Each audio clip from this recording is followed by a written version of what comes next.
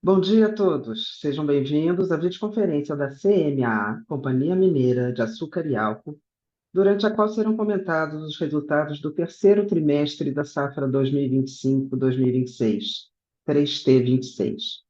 Este evento está sendo transmitido ao vivo pela internet, acompanhado da apresentação de slides e também está sendo gravado. Todos os participantes estão conectados apenas como ouvintes e não haverá durante o evento sessão de perguntas e respostas.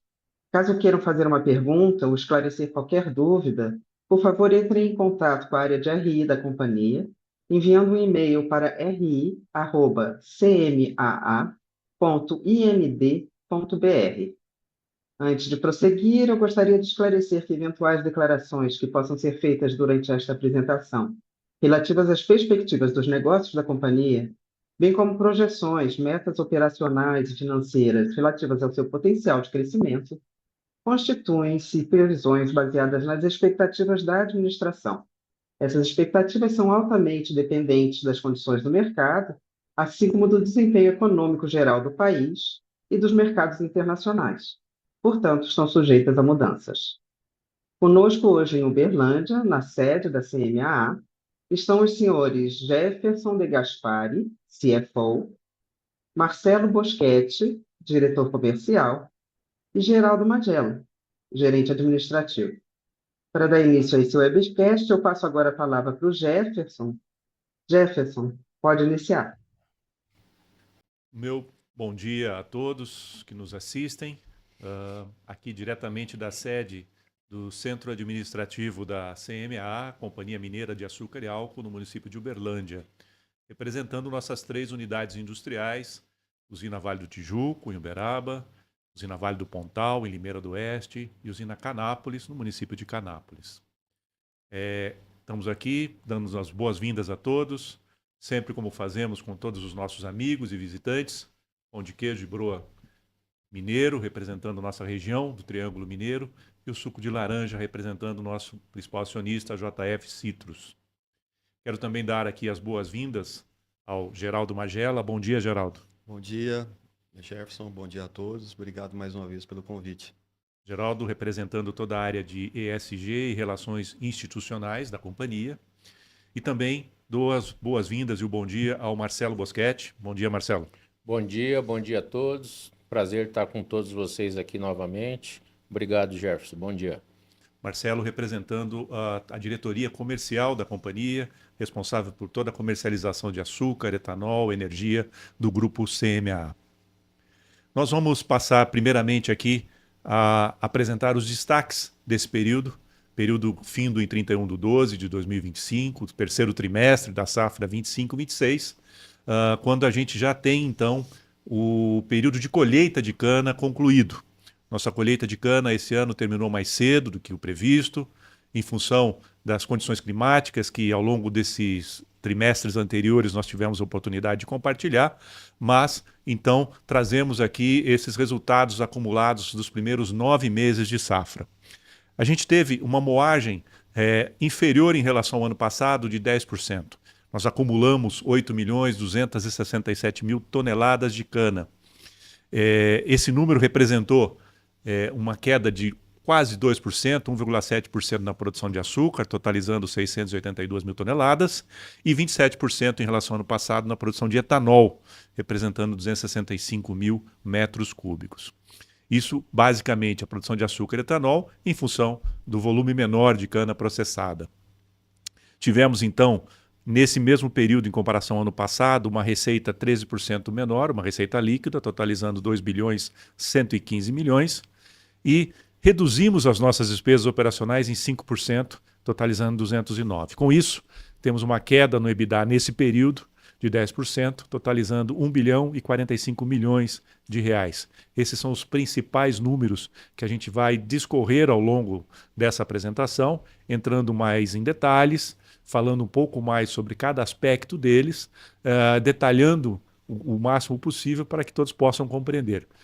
Como eu mencionei anteriormente, nas nossas apresentações dos trimestres anteriores, a gente vinha reconhecendo aí uma queda na produção, a gente vinha observando bastante isso, a queda da produção de cana, em função de fatores climáticos, principalmente da safra anterior. O ciclo de chuvas diferente, isso impactando bastante, tanto no TCH, que nós vamos falar, quanto na qualidade da cana, que é o ATR. É interessante mostrar para vocês, trouxemos aqui a nossa colhedora, representando toda a parte agrícola da companhia, mas também um exemplo de um pivô de irrigação, que é exatamente onde nós temos empenhado investimentos ao longo dos últimos anos, temos um projeto de longo prazo de investimento, exatamente para mitigar os riscos climáticos dentro da nossa companhia. Vamos falar um pouquinho mais adiante, quando falarmos de CAPEX e demais detalhes. Bom, quero convidar o Marcelo Boschetti para que possa discorrer um pouquinho também sobre o cenário do mercado de açúcar e etanol, para que ele possa compartilhar um pouco conosco a sua experiência, tudo que foi visto ao longo desse período até 31/12. Marcelo, por gentileza. Ok. Vamos começar pelo mercado de etanol. Nós vemos aí um aumento no preço no decorrer da safra, muito em função da quebra de cana, com maior redução na produção de etanol. A safra abriu max sugar, como nos anos anteriores, o açúcar remunerando muito mais que o etanol. Então todas as usinas iniciaram o período de moagem na maior produção de açúcar possível, e isso veio se confirmando ao longo de todo o período de moagem. Porém, ao passar dos meses, todas as usinas foram observando uma redução no volume de cana, em função dos fatores climáticos já mencionados pelo Jefferson, a CMAA também, e com isso nós reduzimos o volume de moagem diária de cana, já sabendo que teríamos menos cana, para capturar a maior produção possível de açúcar. Então, de uma forma geral, as usinas que tiveram redução no volume de cana, elas priorizaram a produção de açúcar, que remunerava muito melhor, quase que até o final da safra, do que a produção de etanol. Então, quem mais foi penalizado na produção em função da quebra de safra foi o etanol, porque ele remunerava menos. Então, isso, no fim da safra, se traduziu em um volume menor de produção de etanol, com um correspondente reflexo no preço. Então você vê a evolução do preço no mês a mês, o mercado veio subindo de preço porque a conta da quebra de safra ficou mais na produção do etanol, do biocombustível. Marcelo, no terceiro trimestre, o gráfico mostra para a gente que houve uma recuperação do preço do etanol. Isso favoreceu a companhia? Sem dúvida. Os preços reagiram, a conta está bem justa agora para até o final do período, até o final de março. A quebra de produção de etanol, de uma forma geral, no Centro-Sul é substancial. A demanda se mostrou bem resiliente à alta de preços. Então, mesmo com o preço subindo, a demanda não retraiu. Nós estamos com um volume muito forte, uma demanda muito aquecida, principalmente do etanol, mesmo ele estando um pouco acima da paridade ideal, que é os 70%. E a gente hoje continua nesse cenário. Você vê aí até dezembro o preço mais alto durante a safra, bem maior até do que foi a safra anterior. E a gente deve entrar, possivelmente na próxima safra, com uma demanda substancial de etanol, que poderá nos ajudar aí no início do próximo período de moagem. Apesar do volume menor de produção de cana e, por consequência, de açúcar e álcool, como você mencionou, né, o gráfico mostra aqui que, ao longo da safra como um todo, o preço médio do etanol em relação ao ano passado ele ficou bem superior. Isso deve favorecer os resultados da companhia. Sim, isso é um contraponto a uma queda na produção de açúcar. Teve uma redução nos preços do açúcar, principalmente, nem tanto da produção. Então, o etanol nos ajudou a um certo equilíbrio financeiro para a companhia. Marcelo, uma outra pergunta que normalmente nós ouvimos, e você também está acostumado, como é que você tem visto um pouco o cenário de etanol de milho? As plantas de milhos continuam sendo inauguradas, os investimentos no etanol de milho estão bem robustos. A gente vê um aumento na produção do etanol proveniente do grão, e parece que a gente deve ter um pouco de sobreoferta de etanol ao longo do período, principalmente na próxima safra. O que eu acredito que vai acontecer é que o etanol de milho vai abrir novas fronteiras de consumo de hidratado. Então ele está entrando no norte, no nordeste do Brasil, possivelmente em breve vai chegar no sul do país também, e ele vai ter que entrar, tomar um mercado muito além do álcool proveniente de cana. Ele vai abrir novas fronteiras, ou seja, ele vai absorver onde hoje o maior consumo é de gasolina. Então, E isso, com o tempo, vai ajustar e vai trazer um equilíbrio de oferta e demanda. Essa é a expectativa que a gente tem. O etanol vai ter que buscar uma demanda que hoje ainda não está plenamente aberta no país. O consumo de etanol está muito concentrado no sudeste brasileiro. mas como você mencionou, apesar da inauguração de novas plantas, investimentos em novas plantas, apesar de algumas aí estarem sendo rediscutidas, mas mesmo assim a gente vê essa recuperação do preço, ou seja, isso não é um fator de grande risco para o setor, né? Sem O dúvida. preço continua sendo recuperado, né? Sem dúvida. Agora, o açúcar, a gente vê de dezembro de 2024 preços descendentes. A bolsa em Nova York vem caindo. Ora, pegamos um câmbio mais favorável no decorrer da safra. No final da safra, em novembro, já vimos um câmbio mais depreciado, 5,35, 5,34. Até hoje está na faixa aí de 5,20, 5,21. E em reais, consequentemente, número 11, né, o preço do açúcar na bolsa em Nova York caindo, o câmbio também se enfraquecendo. Obviamente, em reais, vem ocorrendo a redução de preço de açúcar. No nosso caso aqui, a gente tinha uma boa parcela da produção já fixada antes do início de moagem. Então, o resultado da companhia é um preço médio superior ao que a gente vê hoje praticado no mercado. Mas o impacto climático ainda nos trouxe uma redução no resultado, no consolidado. O etanol contribuiu com o resultado, o açúcar teve uma queda de volume em função dos fatores climáticos já mencionados, e mesmo com um preço médio melhor do que é a média do mercado, como mostra o gráfico aqui, a gente teve uma perda de receita, como o Jefferson já explicou no início da apresentação. Isso mostra a importância das companhias, e eu sei que o Grupo CMA, e você pode discorrer um pouco melhor, ter uma política de gestão de risco, né, Marcelo? Sem dúvida. Em momentos Então, como esse de queda de preço, você ter uma fixação futura que garanta margem, que garanta resultados. Sem dúvida. Então, nós temos o comitê de risco, com reuniões regulares, com avaliações de mercado, e também a nossa governança financeira, de gestão administrativa, e como nós vimos já que os fatores climáticos nos trariam uma redução de resultado, obviamente, nós já começamos a fazer uma gestão de custo, de revisão de processos, já prevendo uma diminuição no resultado da companhia. Muito bom, Marcelo. Obrigado aí pela tua contribuição e essa visão de cenário de mercado, acho que é muito importante para as pessoas que nos acompanham, entender um pouco do posicionamento da companhia, mas também entender um pouco de como é que o mercado tem se comportado. Eu vou, a partir de agora, discorrer um pouco mais nos detalhes dos destaques operacionais que inicialmente a gente colocou, começando pelo processamento de cana. Como eu mencionei, a gente teve então uma moagem acumulada, né, de 8.267.000 toneladas contra 9.300.000 do mesmo período do ano passado. Como dezembro, o ciclo de colheita de cana está encerrado, esses números são finais da safra, né? Notem que, apesar dessa queda, a queda maior se deu principalmente na cana de fornecedores. Notem que a cana própria, no acumulado, a gente moeu 4.900 no ano passado para 4.700. Então, o nosso impacto da cana própria foi muito menor. Mas na cana de fornecedor, essa foi aonde mais a gente teve aí uma oscilação de volume, né?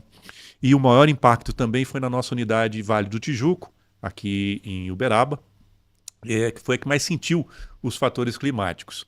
Notem interessante que a Vale do Pontal, que é a nossa segunda unidade, que é onde nós estamos focados nos investimentos de irrigação, a gente teve um aumento. no volume de cana, e é uma planta que a gente investiu nos últimos anos para aumento da capacidade, e agora continuamente estamos investindo não só em irrigação, mas também no aumento da produção de cana. Nós pulamos de 2,4 para 2,6 milhões de toneladas lá. E a Canápolis, ali muito próximo da sua capacidade nominal, que é de 2 milhões de toneladas, moendo 1,8, um pouquinho abaixo, 1,9 no ano anterior. Tá? No trimestre especificamente, 30% de queda, porque, como eu mencionei, essa safra de colheita nossa, o período de colheita nosso, ele terminou mais cedo do que nos anos anteriores. Então, basicamente, o volume de cana processada no terceiro trimestre foi bem inferior do que no terceiro trimestre do ano passado, do ano anterior. Olhando ainda para a cana-de-açúcar, a gente olha a questão do ATR, que é a qualidade da cana, e o TCH, que é o volume de cana produzido por hectare, né? Então a gente tem no grupo uma queda de 3% no ATR e 16% no TCH. O impacto maior se deu no volume de cana, não necessariamente na qualidade da cana, ou seja, na quantidade de açúcar que essa cana contém. Basicamente, a gente teve uma melhora na qualidade na Vale do Pontal, e a Vale do Tijuca e a Canápolis tiveram uma queda na qualidade da cana, como vocês podem ver no gráfico. Em TCH, ou seja, em produtividade, as três tiveram proporcionalmente uma redução, acumulando em 16,2. Essa não é uma realidade exclusiva da CMA, isso é um aspecto que impactou o setor como um todo. Nós temos prática de fazermos benchmark, de acompanharmos o setor, acompanharmos outras usinas nas nossas regiões, em outras regiões. E aqueles que conhecem um pouco do setor e acompanham, sabem bem que nós tivemos, tem regiões que sentiram mais, tem regiões que sentiram menos, então, mas todas elas, indiscutivelmente, tiveram algum impacto, umas mais, outras menos. Então, essa safra, no que tange a produção de cana-de-açúcar, no que tange a TCH e a TR, todo mundo sentiu um pouco. É um aspecto que mostra que, de certo modo, a mudança climática está afetando a todos de algum modo. Saindo do volume de cana, indo para a produção, que é o processo industrial, né? A gente teve aí, como o Marcelo mencionou, a gente constantemente faz análise de qual produto está trazendo melhor rentabilidade. E quando isso muda, quando esse cenário muda, a gente também muda a estratégia de produção. Ao longo da safra passada, apesar da melhora do preço do etanol, o açúcar ainda era mais remunerador, por isso mantivemos então a priorização na produção de açúcar. Mais adiante tem um gráfico de mix de açúcar e etanol que eu vou mencionar, mas aqui já fica evidente que a queda na produção de açúcar foi menor, enquanto a queda na produção de etanol foi maior, porque nós priorizamos, diminuímos a velocidade, o volume de moagem diário, para poder maximizar açúcar e otimizar a capacidade instalada da planta de produção de açúcar, né? Então, com isso, a gente acumulou 1,7 de queda de produção de açúcar e 27,3 de produção de etanol. Aumentando um pouquinho mais, podem observar o mix de anidro nessa safra em relação ao hidratado foi maior, foi mais de 50%, diferente do ano passado, em que a gente tinha uma produção de anidro menor do que a produção de hidratado. E no que tange a energia elétrica, a gente basicamente tem uma produção mais ou menos estável, mas a queda nessa produção, não necessariamente da produção, mas da exportação de energia, que esse número representa, de 381 para 365, se dá principalmente pelos investimentos em irrigação, porque todos os nossos pivôs estão sendo operados e energizados com a energia que nós mesmos produzimos. Então isso favorece bastante, você não tem custo de compra de energia e tudo mais, e você traz aí uma melhora na produtividade da cana-de-açúcar. Por isso, essa queda de 4% na energia exportada. Falei um pouquinho, mas entrando no detalhe, mix de produção nessa safra, 64% para açúcar contra 36%, pode ver que é até superior à safra passada.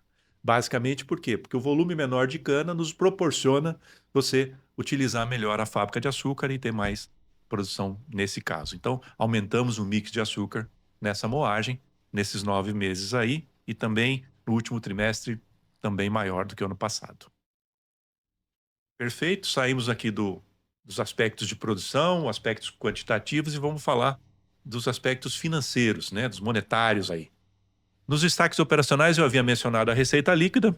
Aqui, como podem ver, a gente tem, então, nesses 9 primeiros meses, uma queda de 2,4 bi para 2,1 bi, uma queda de 13% nesse período. Basicamente, aí 300 milhões de receita a menor nesse período. Parte dessa receita pode ser recuperada no último trimestre da safra, de janeiro a março, mas parte dessa receita efetivamente não acontecerá em função da produção menor e um pouco de impacto de preço. A distribuição de receita, portanto, a gente tem aí 1,4 bi vindo do açúcar, da venda de açúcar, e 500 milhões, pouco mais de 500 milhões na venda de etanol anidro-hidratado, 100 milhões de venda de energia, 99 para ser exato, e outras receitas aí, ICBIOS 2 milhões. Então, esse é a composição principal da nossa receita.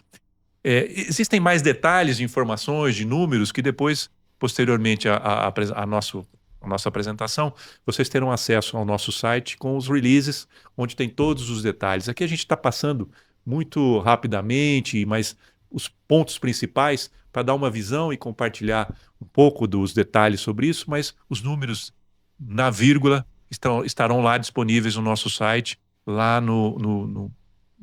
na chamada ali de relações com investidores.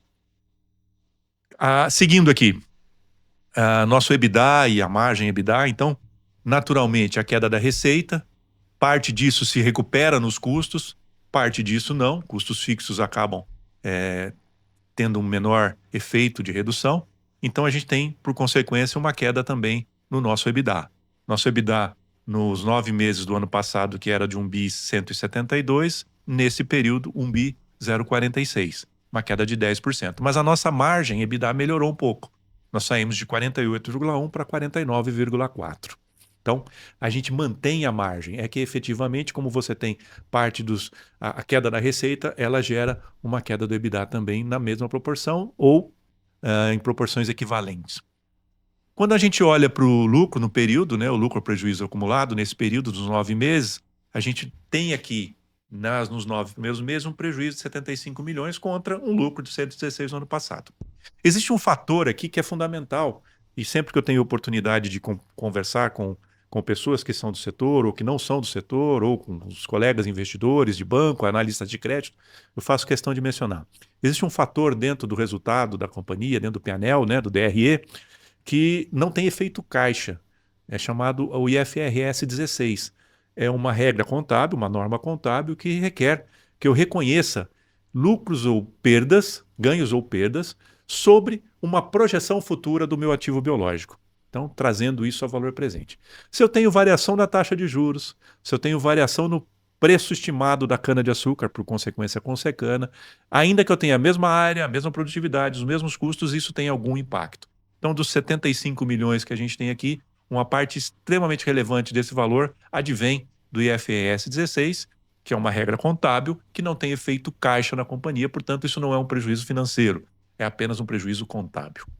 Apenas para exemplificar, e como eu mencionei, depois vocês podem olhar melhor no detalhe o que está divulgado no nosso release, que explica melhor sobre isso. Mas acho importante essa oportunidade para poder explicar e esclarecer.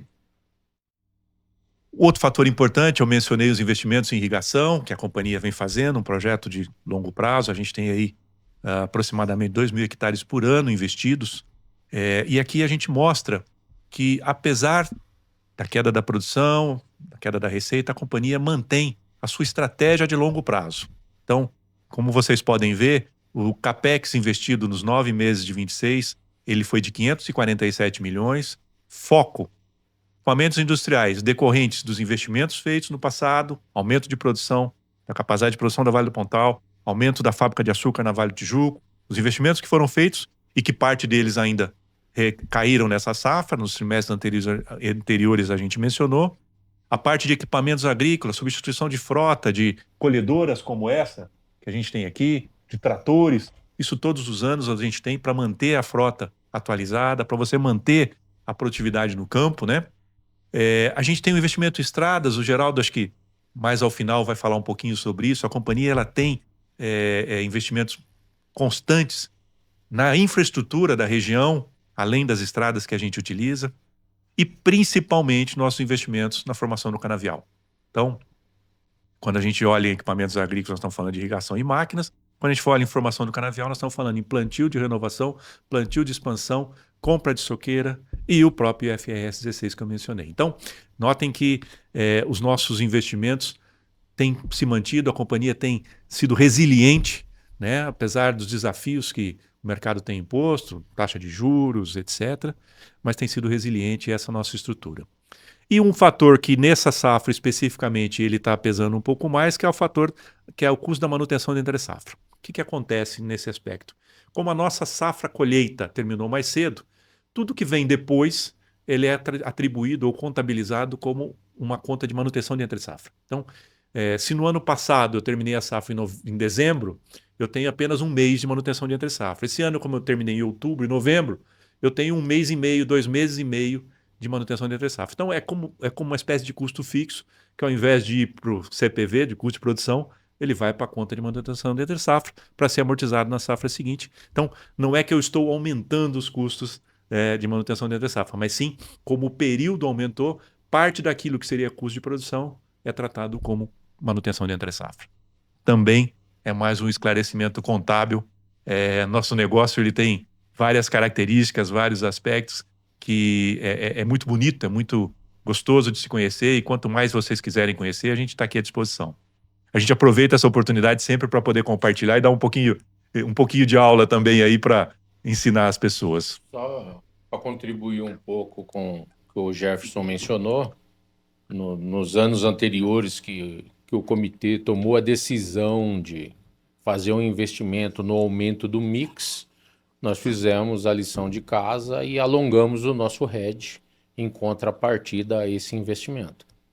Isso dá em linha com a gestão de risco que você mencionou, né, Exato. a política de risco. Tomamos a decisão do investimento, tivemos a disciplina de fazer um hedge de longo prazo para suportar esse investimento. Para garantir o retorno do investimento. Importante isso, muito bem lembrado, Marcelo.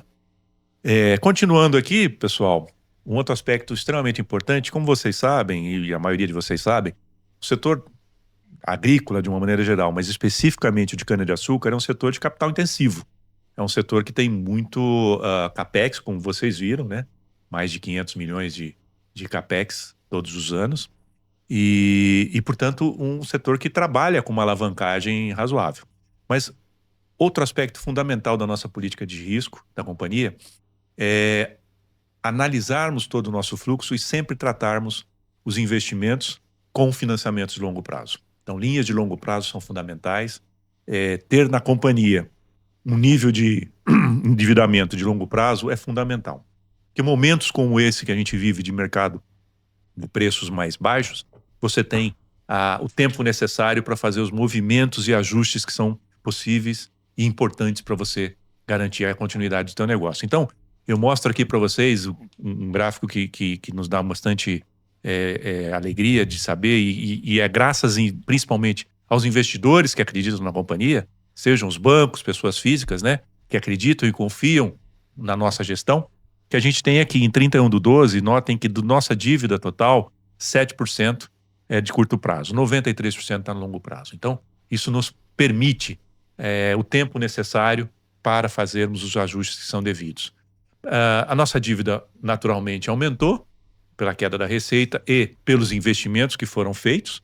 Então, a gente saiu em 31/12 do ano passado, aliás, em 31 de março, de 1,6 para 2,2. Ela é parcial, a gente ainda tem estoque para ser vendido, a gente tem ainda 3 meses de safra pela frente, mas a justificativa desse crescimento se dá principalmente pelos investimentos e por essa queda de faturamento ao longo desse ano. Existe um outro fator, não está aqui no gráfico, mas nos nossos releases vocês vão encontrar, que é a relação dívida-EBITDA.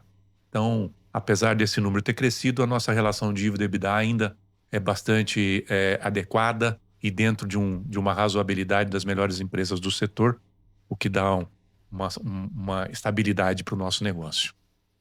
Falando ainda da nossa dívida, como vocês podem observar, a gente tinha em 31/12 474 milhões em caixa para 199 milhões de curto prazo. Nossa dívida tem aí um duration médio de 4 anos e meio. Então, significa, a gente tem dívidas... A nossa última emissão de CRA, como muitos de vocês devem saber, teve um prazo de 10 anos e a gente tem operações de até 15, 16 anos de financiamento junto ao BNDES, exatamente para financiar os investimentos da companhia. Nossa dívida está distribuída, uma parte dela em IPCA, 21,9%, e ela está atrelada à nossa receita de energia, que também é corrigida a IPCA, mas a grande parte dela está indexada a CDI, Selic, porque também nosso caixa é indexado a CDI.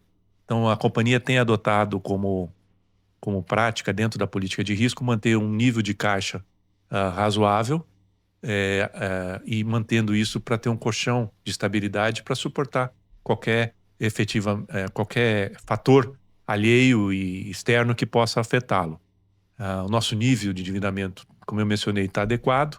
A gente tem um custo de dívida bastante razoável, baixo até em relação à média do mercado, o que nos dá essa tranquilidade e ela no longo prazo.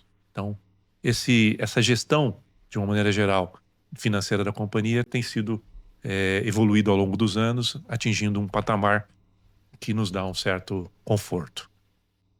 Quando olhamos para a liquidez, então, vejam que a gente tem, para cada R$1 de dívida, a gente tinha R$1,80 de caixa para suportá-la. Se a gente ainda tirar o efeito daquilo que não é caixa efetivo, que é o IFRS 16 que eu mencionei antes, e os derivativos, que são as oposições financeiras, que são marcadas a mercado, então a gente tem 2 vezes. Então, para cada R$1 de dívida, eu tenho R$2 no caixa para suportá-lo de frente a qualquer intempérie que possamos vir a acontecer ao longo do tempo. Esse é um pouco da disciplina que a companhia tem adotado, né, no seu dia a dia, na sua gestão.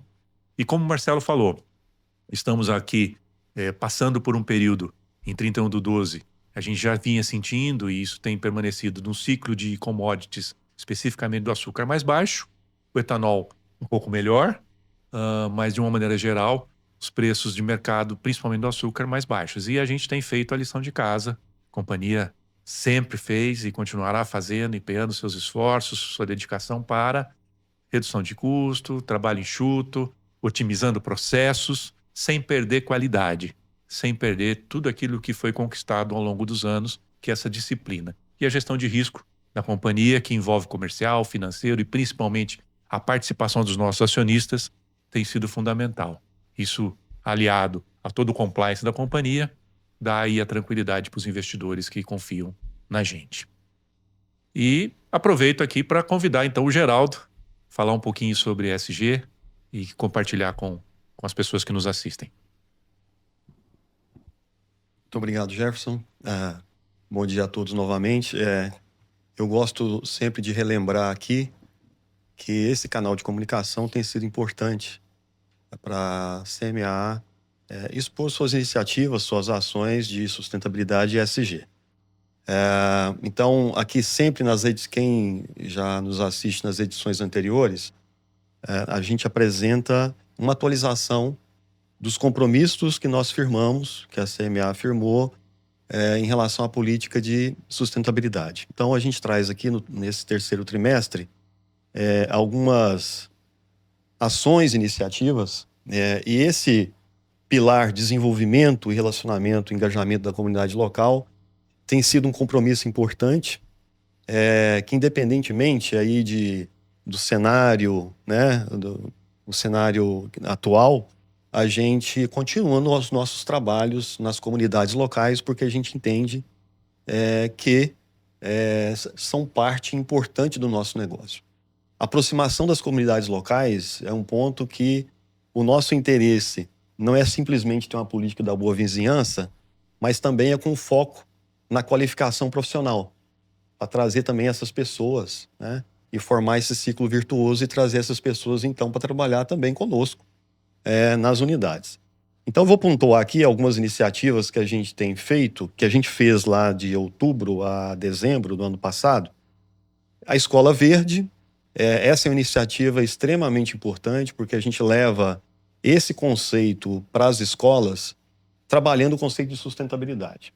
Trabalhando não somente com as crianças, mas com os professores, o conceito de sustentabilidade. Então, nós fizemos aí um movimento importante, que teve a abrangência de mais de 600 crianças nas cidades de Canápolis, Limeira do Oeste e Uberaba, incluindo também 50 professores. As hortas comunitárias, E esse é um programa extremamente relevante que eu particularmente gosto muito, porque a gente resgata a produção de alimentos através das hortas, tá? E essa produção de alimentos não somente trabalha a atividade motora das crianças nas escolas, mas também elas levam essa produção excedente das hortas para suas famílias. Então nós tivemos abrangência aí de praticamente 5 mil pessoas, incluindo as crianças, os alunos, os pais e os professores. O Natal Solidário foi um grande destaque aí, Jefferson e Marcelo, onde a gente tem esse programa com muito carinho, né? A gente conduz isso em 6 escolas, que estão também no nosso campo de atuação, nas 3 unidades, e a gente recolhe, então, só explicando aqui rapidamente, a gente recolhe as cartinhas, os voluntários, que são os colaboradores das unidades, a gente recolhe essas cartinhas das escolas e nós adotamos essas cartas e então a gente tem uma entrega, um dia simbólico do Natal, com o Papai Noel, aí tem uma foto do Papai Noel e a gente faz essa entrega então dos presentes para essas crianças. Então é um programa que a gente tem há praticamente 15 anos, desde o início da CMA, e que a gente tem isso já como um selo. E o Papai Noel, cada ano, é um funcionário que faz, né, Geraldo? Cada ano, toda uma estrutura de voluntariado da CMA.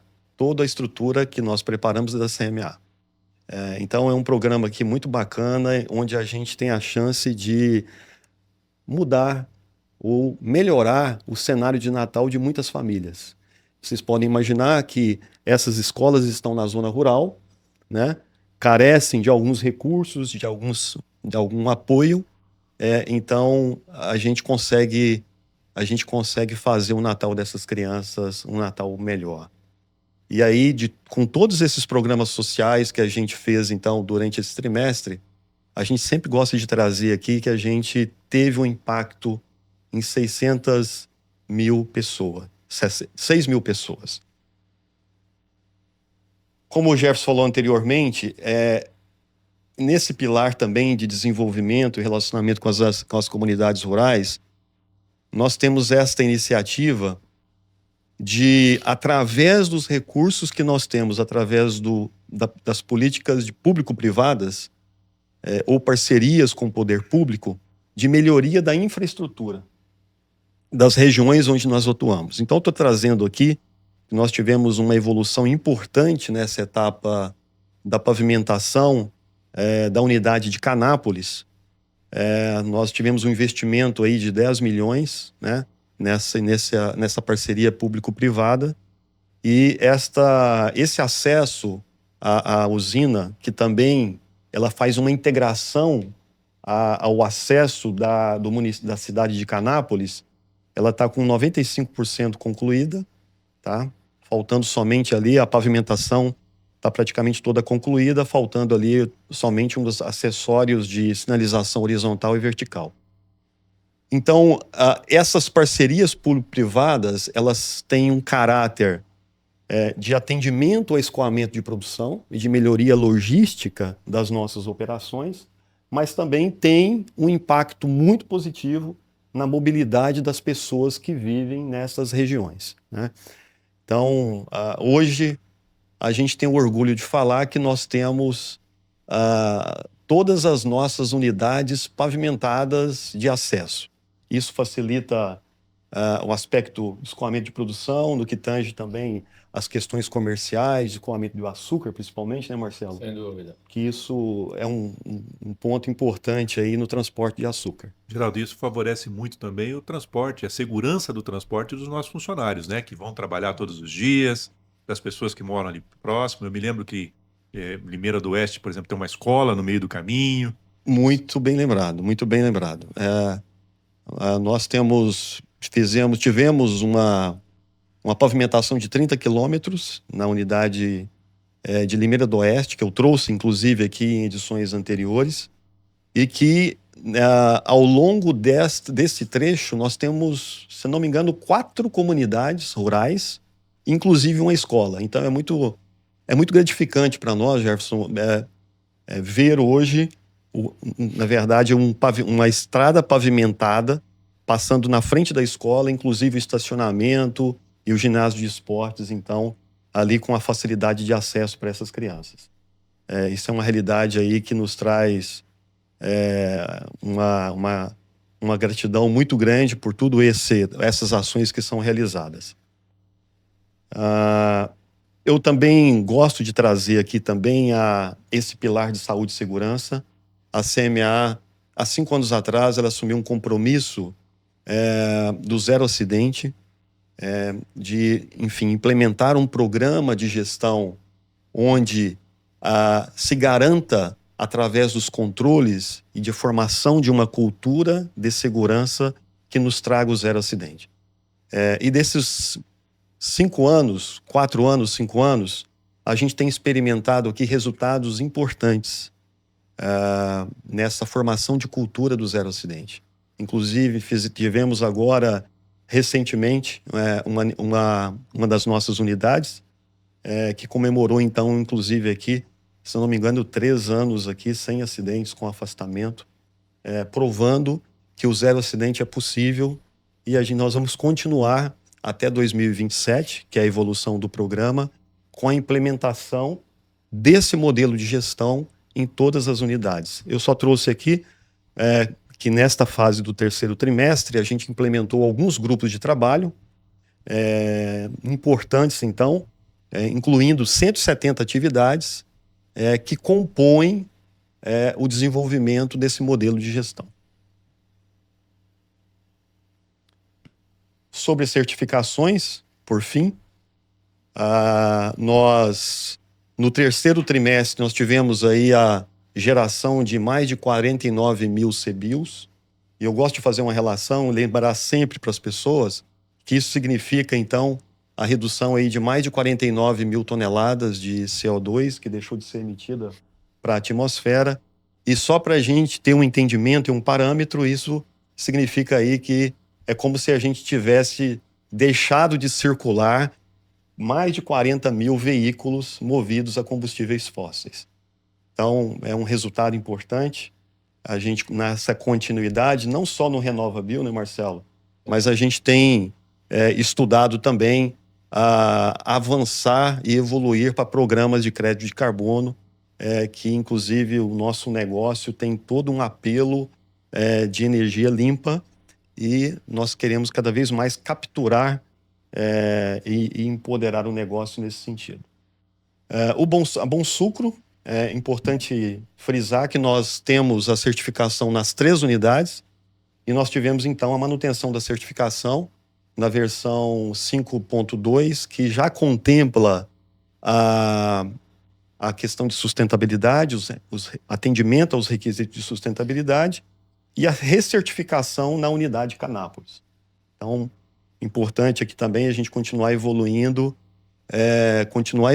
na certificação Bonsucro, já na atualização dessa versão. E por fim, pessoal, eu deixo aqui, assim como o Jefferson disse, falando um pouquinho dos highlights das nossas ações e iniciativas de sustentabilidade, mas eu convido a todos para acessar, então, o nosso site da CMAA e o nosso relatório de sustentabilidade, para mais detalhes dessas ações que a gente vem conduzindo, muito em linha com os compromissos da nossa política de sustentabilidade. Mais uma vez, muito obrigado, sempre um prazer de estar aqui, comunicando e usando esse canal de comunicação e trazer a transparência das nossas ações em ESG. Jefferson, me ligado. Muito bem, muito bom. Bom, eu reforço aqui que tanto essa apresentação, quanto o release, quanto esse vídeo que vocês estão assistindo serão disponibilizados nas nossas redes sociais, no nosso site. Fica o convite, venha nos visitar, são sempre bem-vindos. Em nome aqui do nosso presidente, Carlos Eduardo, quero agradecer a todos e, mais uma vez, dizer: CMAA, energia que transforma, não somos perfeitos, mas temos buscado melhorar a cada dia, constantemente. Esse é o nosso dedicação, nosso esforço, nosso compromisso. Muito obrigado, bom dia a todos, até breve. Encerramos então aqui esse evento de... Lembrando que a área de RI da companhia está totalmente à disposição para esclarecer qualquer dúvida por meio do e-mail ri@cmaa.ind.br.